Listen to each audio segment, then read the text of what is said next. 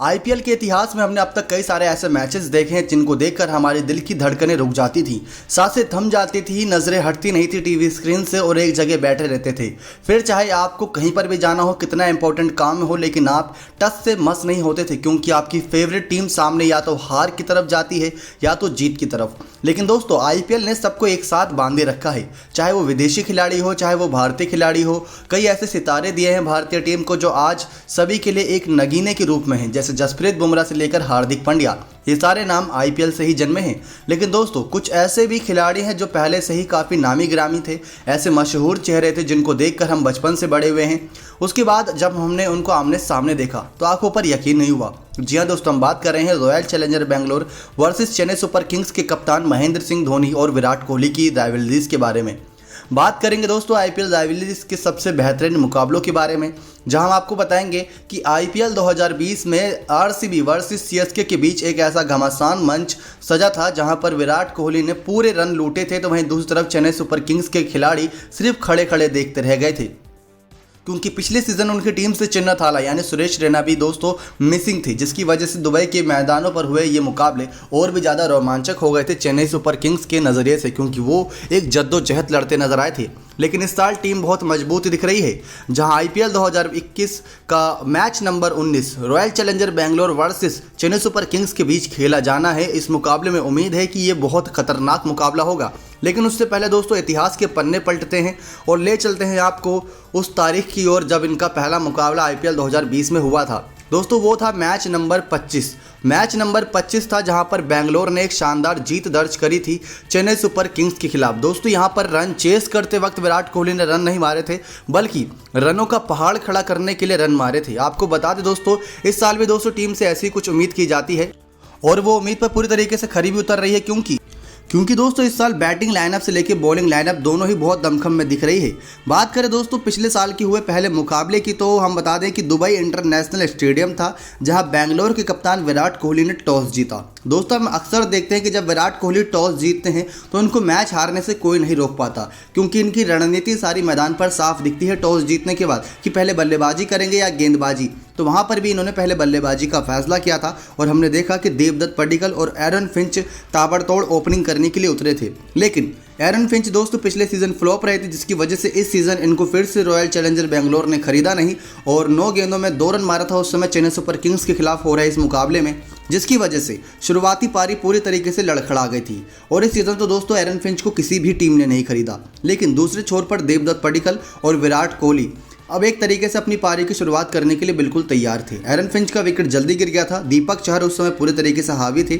9 गेंदों पे 2 ही रन बनाया था एरन फिंच ने, जिसकी वजह से विराट कोहली को जल्दी आना पड़ गया था। लेकिन उस समय विराट कोहली जब बल्ला थामे मैदान पर आए तो सभी यही सोचते रहे कि चेस मशीन आज क्या करेगी, क्योंकि सामने उनके कह सकते हैं गुरु महेंद्र सिंह धोनी है। उनके सामने क्या रणनीति रखेंगे विराट कोहली और किस प्रकार की बल्लेबाजी करेंगे, क्योंकि महेंद्र सिंह धोनी विराट कोहली की रग रग से वाकिफ़ है कि वो बल्लेबाजी कैसे करते हैं, कैसे स्क्वायर ड्राइव लगाते हैं, कैसे फ्रंट फुट पे खेलते हैं। तो सब कुछ पता है विराट कोहली के बारे में धोनी को। लेकिन ये सब पता होने के बावजूद भी उस समय मैदान पर आया था विराट कोहली के रनों का तूफान, क्योंकि उस पारी में विराट कोहली ने 52 गेंदों में 90 रन की पारी खेली थी। 4 शानदार चौके शामिल थे और 4 शानदार छक्के शामिल थे। दूसरी तरफ देवदत्त पडिक्कल दूसरे छोर पर बस खड़े देख रहे थे विराट कोहली को रन मारते हुए। उन्होंने उस समय 34 गेंद में 33 रन मारे थे, वो भी इसलिए कि उनके सामने छोर से विराट कोहली बल्ला चला रहे थे। तो देवदत्त पडिक्कल ने अच्छा काम ये किया कि उन्होंने एक छोर को पकड़े रखा। ये दुबई इंटरनेशनल स्टेडियम दोस्तों बहुत बड़ा है, जिसकी वजह से यहाँ पर विराट कोहली जैसा ही खिलाड़ी छक्के मार सकता है। लेकिन जब देवदत्त पडिक्कल शार्दुल ठाकुर की गेंद पर आउट हो गए तो उसके बाद एबी डिविलियर्स की एंट्री हुई। दोस्तों एबी डिविलियर्स ये बेंगलोर की तरफ से हर मैच में रन मारते हैं, लेकिन उस मुकाबले में इनको पता नहीं क्या हो गया था। शार्दुल ठाकुर ने इनकी विकेट ली थी और पीछे खड़े विकेटकीपर महेंद्र सिंह धोनी ने इनकी कैच पकड़ ली थी। अब एबी डिविलियर्स बिना खाता खोले वापस जा रहे थे। अब आए थे दोस्तों मैदान पर वॉशिंगटन सुंदर विराट कोहली का साथ देने के लिए। सिर्फ यहाँ पर विराट कोहली किसी का साथ चाहिए था, जिसकी वजह से ये अपना स्कोर आगे बढ़ाते रहे। लेकिन 10 गेंदों पर 10 रन की पारी वॉशिंगटन सुंदर ने भी खेली। सैम करन ने इनकी विकेट ली थी, एक छक्का ही मारा था वॉशिंगटन सुंदर ने। उसके बाद दोस्तों विराट कोहली अब भी दूसरे छोर पर नाबाद थे। उस दिन विराट कोहली ने नाबाद पारी खेली थी दोस्तों। 14 गेंद में 22 रन बनाए थे शिवम दुबे ने, जो इस समय राजस्थान रॉयल्स की तरफ से खेलते नजर आ रहे हैं। 2 चौके 1 छक्का इनकी इस पारी में शामिल था।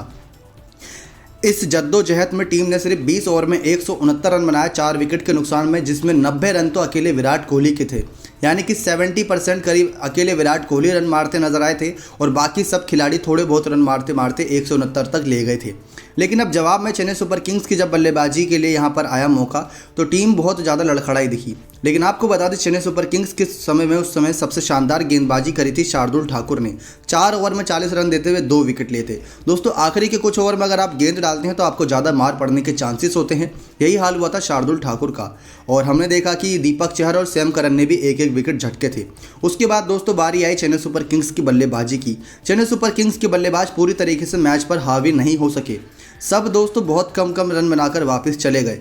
जहां पर 18 गेंदों में 14 रन शेन वॉटसन ने बनाए थे, जिन्होंने अब संन्यास ले लिया है, तो उनका साथ दे रहे फैफ डु प्लेसी ने भी 10 गेंदों में 8 रन बनाया था। हमने आपको बताया दोस्तों दुबई इंटरनेशनल स्टेडियम बहुत बड़ा था, वहां पर धीमी गति के गेंदबाज और स्पिनर का बोलबाला था। वॉशिंगटन सुंदर ने इन दोनों की विकेट लेकर इनको चलता कर दिया था। इसके बाद अंबाती रायडू और एन जगदीशानंद के बीच एक पार्टनरशिप पनपी थी। 28 गेंदों में 33 रन की पारी एन जगदीशानंद ने खेली थी और अंबाती रायडू ने 40 गेंदों में 42 रन की पारी, जिसकी वजह से मिडिल ऑर्डर में जो स्कोर चाहिए था वो मिल चुका था। लेकिन उस समय दोस्तों एक दिक्कत ये थी कि सुरेश रैना टीम के साथ नहीं जुड़े थे, जिसकी वजह से जो मिडिल ऑर्डर के बाद एक सवाल आता है कि कौन थामेगा पूरे बल्लेबाजों का हाथ और कौन अपने एक्सपीरियंस से मैच को जिताएगा, अंत कराएगा मैच का। तो वो चाहिए था सुरेश रैना से, लेकिन सुरेश रैना तो मौजूद नहीं थे। तो ये जिम्मा उठाने के लिए महेंद्र सिंह धोनी खुद सुरेश रैना की पोजीशन नंबर 5 पर खेलने के लिए आए। 6 गेंदों में 10 रन मारे थे महेंद्र सिंह धोनी और उस समय महेंद्र सिंह धोनी का बल्ला पूरी तरीके से शांत था और अब भी शांत दिख रहा है, लेकिन हाँ मौके भी कम मिल रहे हैं।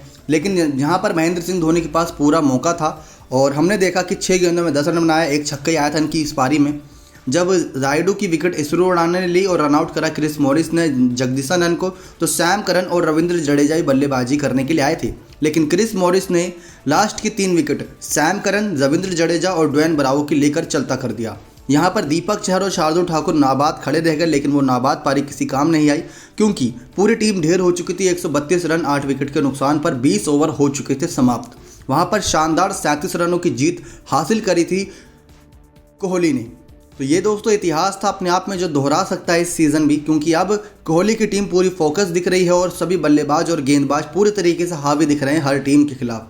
अभी तक जो 4 मुकाबले हुए हैं चारों ही पक्की टीमों के साथ हुए हैं, जहां पर इन्होंने उनको धूल चटा दी है। तो क्या चेन्नई सुपर किंग्स के कप्तान महेंद्र सिंह धोनी को कुछ अलग रणनीति के साथ कप्तान कोहली के सामने उतरना पड़ेगा, क्योंकि समय के साथ साथ कप्तान कोहली बेहतर से बेहतर होते जा रहे हैं। दोस्तों आप पोकेमॉन देखते होंगे, पोकेमॉन में जैसे खिलाड़ी जैसे हम देखते थे वो विकसित हो जाता था, कुछ ऐसा ही रूप हम विराट कोहली का देख रहे हैं। बल्लेबाजी में तो सुधार हुआ ही है, लेकिन कप्तानी और इनकी पूरी टीम में सुधार दिख रहा है। इस सीज़न सबसे ज़्यादा प्रबल दावेदार मानी जा रही है, क्योंकि अभी तक एक भी मैच नहीं हारी है। अब दोस्तों जो पिछले सीज़न 2020 में जो दूसरा मुकाबला हुआ था उसके अगली हाईलाइट हम अपनी अगली वीडियो में लाएंगे, तो चैनल को सब्सक्राइब कर बने रहेगा हमारे साथ। नेक्स्ट 9 स्पोर्ट्स की रिपोर्ट।